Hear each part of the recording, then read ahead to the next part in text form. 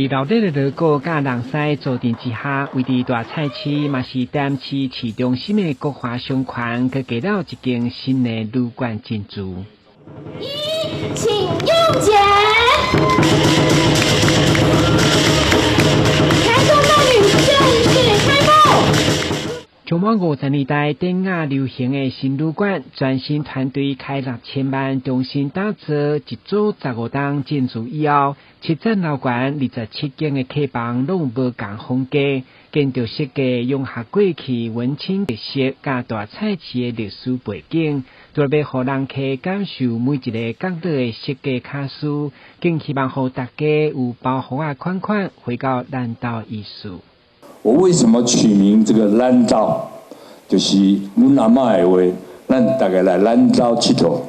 所以我希望我们南多伴侣能够突破，也能够带来我刚才提到第一个概念，就是到台南来玩的人来咱台南尊重咱岛佚佗。是因为本届西市场的 Hockey 然后我们来把这个区域重新擦亮。那我觉得27个房间而已，我们的住房率我们是蛮看好的。然后因为其实才刚要开幕，我们已经订房订到月底了。新旅馆伫迎接台南400来进驻，市府包括副市长叶哲山、文化甲观光旅局长以及旅馆旅行工会等各界贵宾拢到场见证，嘛期待台南旅馆新的成立军伫台南历史核心进驻，肩负文化创意的使命感。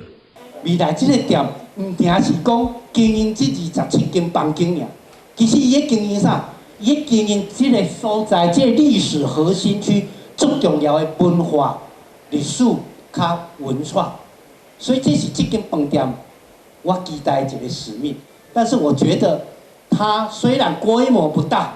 但是它的文创能量比每一间5星级300间房间的大饭店。投资业者已经并60档的无烟档产业，这回不止锁定国民旅游，嘛要有台南人的气票，期待配合政府政策，吸引国际人士的观光旅游。台南新闻军集采访报道。